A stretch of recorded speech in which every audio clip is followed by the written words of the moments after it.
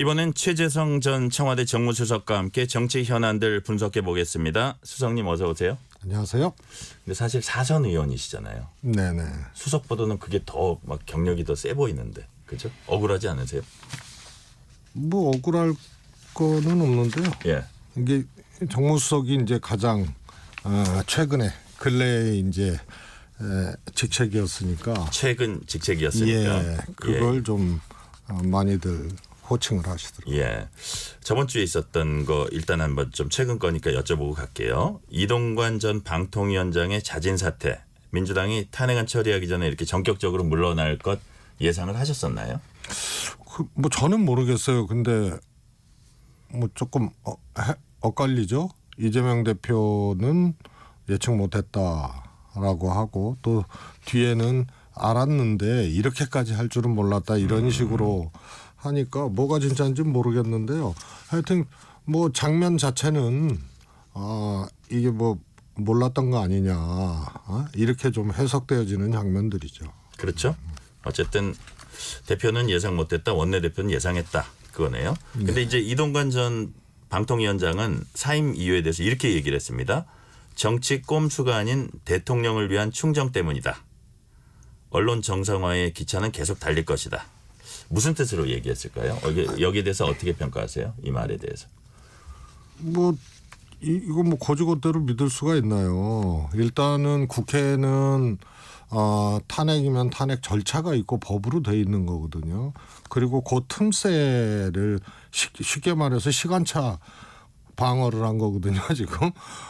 그래서 그 틈새를 가지고 전격적으로 이제 사표 내고 대통령하고는 사전에 사인이 있었다는 듯이 바로 그냥 수리해버리고 그러니까 뭐 민주당이 허를 찔렸냐 이런 얘기도 나오는 거거든요. 그래서 뭐 충정 뭐 이런 거는 사실 고지그대로 그냥 받아들이기는 어렵고 천상 이제 이 스스로들의 이제 어떤 계획이나 목표가 있을 거 아니에요. 이동관 위원장이 방송이나 이제 언론을 어떻게 해야겠다라는 계획들이 있을 건데 탄핵 절차에 들어가면 이게 이제 늘어지게 되니까 그거를 조금이라도 좀 줄이겠다 이런 선택이 아닌가 싶습니다. 그렇죠.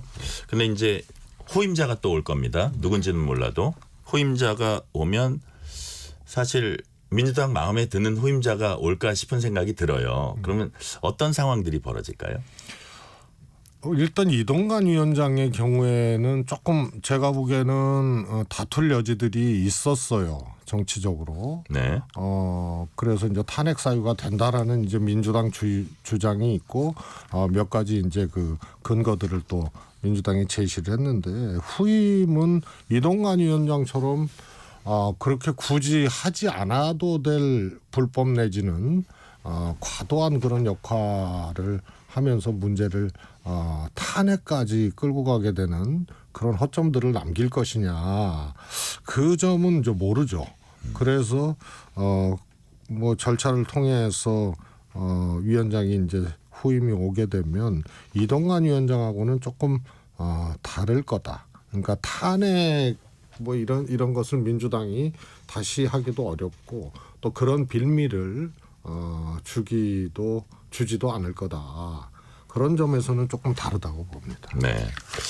근데 또 국회에서의 또 이제 현안 중에 하나가 이른바 쌍특검법, 그다음에 최상병 국정조사 추진 뭐 이런 것들이거든요. 8일에 본회의가 열려요. 쌍특검법 처리될 것으로 보세요. 저는 처리될 거라고 봅니다. 네. 그리고 이것이 미묘한 것이 이제 국민의힘 상황하고 맞물려 있거든요. 사실 대통령이 거부권이라는 거는 이제 제2 요구를 하는 거거든요. 그러면 요건이 과반수 찬성해서 3분의 1로 이제 늘어나게 되니까 대통령이 제2 요구를 하는 거부권을 행사하게 되면 3분의 2 채우기가 쉽지 않지 않습니까? 지금 의석 구조로는.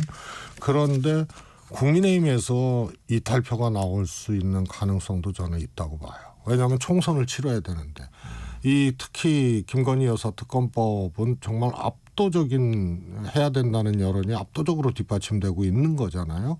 근데 국회에서 특검법이 통과가 됐어. 근데 대통령이 거부권을 행사를 했어. 총선은 치러야 돼.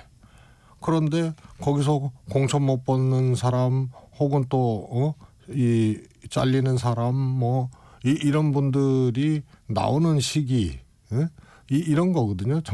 당내에서 공천을 둘러싸고 혹은 정치적으로 굉장히 각각의 이해관계들이 이제 분출되는 시기라서 이 여권에서 이탈표가 나오게 되면 거부권이 무색해질 수도 있고요. 아마 이준석 대표나 몇몇 소위 말해서 이제 대통령과 조금 이 반기를 들고 있는 사람들은 그런 점에서 12월 27일 그리고 그 이유를 굉장히 주목해서 보고 있는 거죠. 우리가 뭐 이거는 일반적으로는 보도가 나오는 거 보면 이제 거부권을 이 경우도 역시 행사를 할 가능성이 높다 이렇게 얘기를 많이 하는데 지금 말씀하신 거는 좀 고민이 깊어질 거다 이런 취지로 제가 이해를 해도 되겠나요? 그렇습니다. 그러니까 두 가지 다죠. 대통령이 거부권을 행사를 안 하게 되면 특검으로 가게 되는 거잖아요. 그러면은 여기도 이제 정치적으로 이 김건희 여사 특검에 대해서 여론이 엄청 높아요. 과거 특검보다 훨씬 높아요. 특검 사례보다.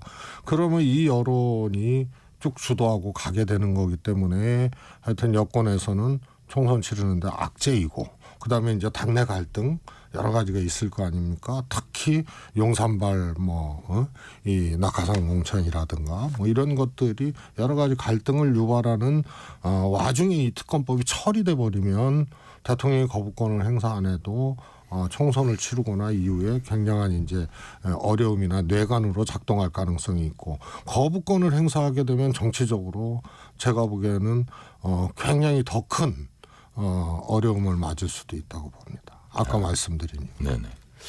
그 이래저래 국회에서의 여야 강대강 대치는 좀 거의 불가피해 보이는 측면이 있는 것 같아요. 어떻게 될 것 같으세요? 과거보다 훨씬 더 그렇죠. 심해졌어요. 네, 저는 뭐 첫 번째가 대통령에 있다고 봐요. 과거부를 뭐 아예 야당 대표 그냥 확정적 범죄자라고 하고 안 만나잖아요. 그러면 여당은 보시다시피 용산발 그립이 그냥 여당을 꽉 잡고 있잖아요. 그런 상황에서 대통령이 야당 대표를 저렇게 해버리면은 여당도 야당하고 이 할 수 있는 정치도 못하게 되는 거죠. 그래서 과거보다 훨씬 더 이 강성 대치, 강한 대치 이런 것들이 이제 더 세진 거죠. 그 민주당 질문 한 두 가지만 해볼게요. 하나는 이제 이상민 의원, 하나는 이낙연 전 대표인데 이상민 의원이 결국 탈당을 했어요. 그러면서 이제 좀 아까 강하게 발언을 하면서 탈당을 하셨어요. 개딸당으로 변질됐다. 고쳐쓰기 어려울 지경이다. 좀 강도가 좀 셌는데 어떻게 보세요? 탈당에 대해서 또 이런 발언에 대해서. 굉장히 조금 과거의 이제 탈당 사례들 보면과 비교해 보면 굉장히 특이하죠. 우선은 상대당에서 아예 이거를 이상민 의원 탈당하면 뭐 기꺼이 받겠다는 둥 이거 완전히 부정치거든요. 그래서 이런 게 사라졌었어요. 제3당을 창당을 한다든가 혹은 본인이 제3세력에 들어가서 하든가 무소속으로 나오든가 뭐 보통 그런 사례였는데 아예 그냥 여당에 간다고 얘기를 하지 않나. 또 여당도 어서 오십시오 뭐 기꺼이 뭐 이런 게 이게 이제 정치태행의 하나의 상징적인 장면이에요. 이건 정치 도의하고도 관련된다고 보세요? 그리고 이게 아무렇지도 않게 나는 여당이 더 문제라고 봐요. 그래서 이상민 의원 탈당은 굉장히 특이한 경우로 이제 기록될 것인데 뭐 나가도 저는 별로 뭐라 그럴까요? 후유증? 민주당 입장에서는 파장, 충격 이런 것들이 그다지 크지는 않을 것 같습니다. 왜냐하면 내용이 없고요. 아예 그냥 저쪽에 간다고 뭐 선언하다시피 하고 하는 거니까요. 그럼 이제 파급력이나 이런 거 별로 없다고 보시는 거예요? 네. 내용이 없고요. 가는 길이 뻔하고 그다음에 뭐 세력도 없잖아요. 그리고 아예 예고하고 뭐 이렇게 기다렸다가 가는데 이상민 의원이 5선이잖아요. 그래서 지난번에도 재선 때 공천 못 받아갖고 다른 정당으로 간 적이 있거든요. 그래갖고 살아왔어요. 자유선진당 가가지고. 근데 이번에도 그렇게 막 해석되어질 수밖에 없게 이 행동을 하지 않았나 싶습니다. 그렇군요. 이낙연 전 대표 행보가 예사롭지 않아요. 이 전 대표가 이재명 대표를 잇따라 직격을 했습니다. 사법 리스크가 민주당 발목을 잡을 거다. 저 사법 리스크로 어떻게 총선을 치를 수 있냐 이런 취지로 이제 말씀을 하셨거든요. 정치활동 재개가 초읽기에 들어갔다 이런 관측이 있어요. 어떻게 보세요? 정치활동은 사실은 재개를 했던 거죠. 귀국하시면서. 네. 그런데 이제 뜻대로 이제 안 되신 그런 경우고요. 이제 총선 임박하면서 이 대표에 대한 강력한 이제 비판으로 이제 소위 말해서 이제 정치적 효과, 임팩트 이런 것들을 이제 지금 제고시키는 자기 정치적 과정이죠. 공간을 어떻게 확보하는 그런 모양새인가요? 네네. 근데 하여튼 잘 안 보여요. 그런데 그러실 분도 아니고 그렇게 안 하실 텐데 소위 말해서 이제 신당이나 민주당 이탈 이런 것에 대해서도 그냥 부인을 안 하시잖아요. 근데 저는 뭐 그렇게 하지는 않을 거라고 보는데 조금 한쪽으로는 그런 것을 명료하게 하고 그리고 당에서 이재명 대표에 대한 어떤 비판이라든가 그다음에 정치적 어떤 각이 선다든가 뭐 이런 거는 또 달리 하시고 이런 것들이 이제 맞지 않나 싶은데 신당이나 민주당 이탈에 대해서 명료하게 정리를 안 해주시니까 오히려 이낙연 총리가 가지고 있는 이재명 대표 체제나 이재명 대표의 문제 그리고 총선에 대한 걱정 이런 것들이 오히려 이제 진정성 있게 이렇게 느껴지지가 않는 거죠. 이 진풍경들이 있어요. 송영길 전 대표는 신당 만들겠다 그러고 그런데 아무튼 뭐 사실이 어떻든 간에 수사 중이잖아요. 네.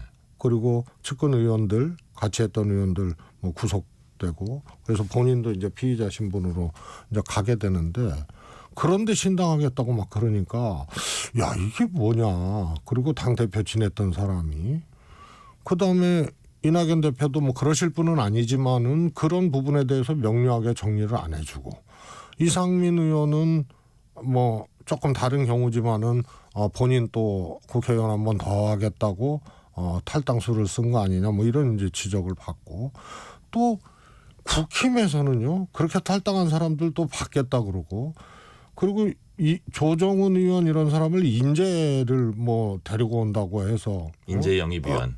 아니 영입위원이고 예. 그 영입위원이죠. 그다음에 뭐 조강한 전 시장이라든가 뭐 이런 분들을 인재처럼 영입한다 그러고 그리고 뭐 대선 때 이미 들어왔던 사람들이 인재 영입이라고 이게 창당, 신당, 탈당 이런 것들이 아무 명분 없이 진행이 되고 예전에도 하지 않았던 정치적 행위들을 하니까 이건 구정치도 아니고 희한한 정치 그런 정치적 짓거리죠. 이런 것들을 하고 있어요. 최소한 검도가 있는 거예요. 송영길 대표의 신당 창당은 정말로 그건 어떻게 보면은 납득할 수 없는 논리이고 그렇게 돼서도 안 되는데 본인이 무슨 이거 뭐 검찰 개혁당해야 되고 윤 정권 퇴진당해야 된다 그러고 그래서 당의 마이너스라고 제가 보십니까? 있던 없던 민주당 탈당을 했던 그때 사건이 되니까 해서 했으면은 최소한 신당을 갖고 새롭게 자기 보신을 하고 자기 정치를 하려는 이런 것들은 하지 말아야 되는데 지금 하고 있으니까 예. 진정성이 안 느껴지죠. 그렇죠. 그 이제 여당 얘기를 좀 해볼게요. 여당에서는 이제 혁신이발로 중진들, 친윤 인사들 험지 출마 이 요구를 이제 계속 하고 있습니다. 그리고 사실은 뭐 인요한 위원장이 오늘이 뭐 이제 뭐 시한이다 이런 얘기까지 던져놨어요. 앞으로 어떻게 전개될 것 같으세요? 우선 좀 이렇게 뭐 딱 이렇게 간명하게 혁신안이 받아들여질 거다. 그다음에 뭐 윤핵관 김기현 대표 뭐 불출마 내지는 험지 출마하고 뭐 이렇게 딱 될 거다 안 될 거다 이렇게 딱 단선적으로 구분되어지지는 않을 것 같아요.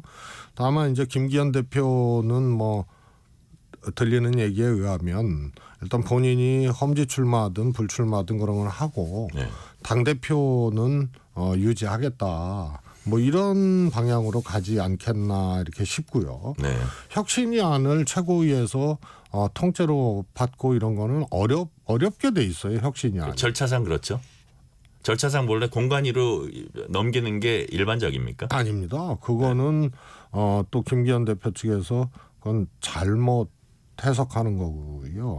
대부분이 이제 소위 말해서 세칙으로 총선하는 룰이나 이런 것들이 이제 세팅이 되는 건데 그거는 최고위에서 하는 거죠. 그리고 최고위에서 뭐 공관위에서 의견을 내서 세팅할 수도 있는데 시기상으로는요. 최고위에서 공천세칙이라든가 이런 것들을 만들어내고 공관위가 주로 집행을 하고 그리고 부분적으로 공관위의 의견을 받아서 조금 보완하는 경우도 있습니다. 타이밍상 그렇습니다. 공관위 내가 보기에는 더 늦게 구성되는 거 아니에요? 국민의힘은 지난번 규정을 고치면서 그럼 뭐 예를 들어서 1월 말에 뭐 혹은 1월 중순에 뭐 초중순에 공관위가 출범을 한다 그러면은 새 책 만들고 룰 세팅하고 뭐 이럴 수 있는 시간이 없잖아요. 2월부터 바로 경선하고 공천하고 해야 되는데 네. 그래서 그거는 좀 핑계 같은 얘기고요. 혁신위안은 최고위에서 받으면 되는 거예요. 그러면 이게 소위 말해서 당규에 관한 사항은 당무위에서 당헌에 관한 사항은 중앙위에서 의결을 하면 되는데 주로 좀 뭐 험지 출마 요구라든가 뭐 이뇨한 위원장이 얘기한 뭐 헌신 이런 얘기는 주로 정치적이거든요. 그래서 그냥 받으면 되는 거예요. 그런데 이제 받기 어렵게 돼 있다. 하나는 험지 출마 헌신 요구하고 대표를 포함해서 하나는 또 용산발이나 낙하산 공천에 대해서도 그냥 경선하자. 낙하산 안 된다. 전략 공천 안 된다. 이런 안이 같이 있는 거 아니에요? 근데 요거는 또 용산의 생각하고 좀 다를 수밖에 없거든요. 생각해 보세요. 검사 출신이나 용산에서 출마하겠다는 사람들이 경선하면 국민의힘 현역한테 지는 거거든요. 그렇다고 이분들이 험지로 가냐? 아니거든요. 그래서 지금 국민의힘이 최소 의석이기 때문에 현역 의원들이 국민의힘 입장에선 다 황금지역구예요. TK, PK, 강남벨트 뭐 이런 데 아니면 다 떨어졌거든요. 그러면 1, 2 용산발 내지는 검사 출신 플러스 알파들이 1, 2 가는데 경선해가지고 현역하고 어떻게 이겨요. 그러기 때문에 제가 보기엔 인재영입위를 좀 주목해서 봐야 될 겁니다. 인재영입위는 전략공천을 할 수가 있거든요. 그래서 이쪽이 상당 정도 그런 이 외부에서 들어오는 그런 공천을 전략적으로 소화할 수 있는 네. 하나의 이제 통로가 인재 영입위가 될 겁니다. 제가 처음부터 그랬거든요. 이철규 사무총장이 끌려갔다는 얘기는 1, 2 용산발 공천이나 이런 것에 전략 공천 창구가 될 거다. 그래서 상당 정도가 이걸 통해서 전략 공천을 받으면서 수요 공급의 불일치를 소화할 거다 했는데 이철규 위원장이 경선 원칙으로 하자는 이 안에 대해서 반대를 하잖아요. 그래서 이게 좀 엉켜 있습니다. 그러니까 이제 선거 많이 치러 보셨지만 전략 공천이라는 게 반드시 나쁜 건 아니에요. 그게 어떤 특정 누구를 이렇게 무리를 해서 한다 그랬을 때 문제지. 이 당 지도부 입장에서는 그게 또 필요한 부분이 가끔 있기는 있거든요. 그래서 그렇습니다. 그렇죠. 아주 네. 그건 안 할 수는 없고 그런데 그것이 조금 이렇게 편향적으로 되거나 이런 문제고요. 참고로 민주당은 전략 공천의 기준도 다 정해놨어요. 현역이 유고되거나 탈당하거나 못 나오게 되거나 이러면 전략 지구 지정을 하고 여기는 경선 아닌 다른 방법으로 할 수 있게 해놨습니다. 그렇군요. 그런데 저쪽은 그게 안 되기 때문에 제가 보기에는 경선을 통해서 용산 검사 플러스 알파들이 올 가능성은 없죠. 그렇게 보시는 거죠. 말씀 잘 들었습니다. 지금까지 최재성 전 청와대 정무수석이었습니다. 감사합니다. 감사합니다.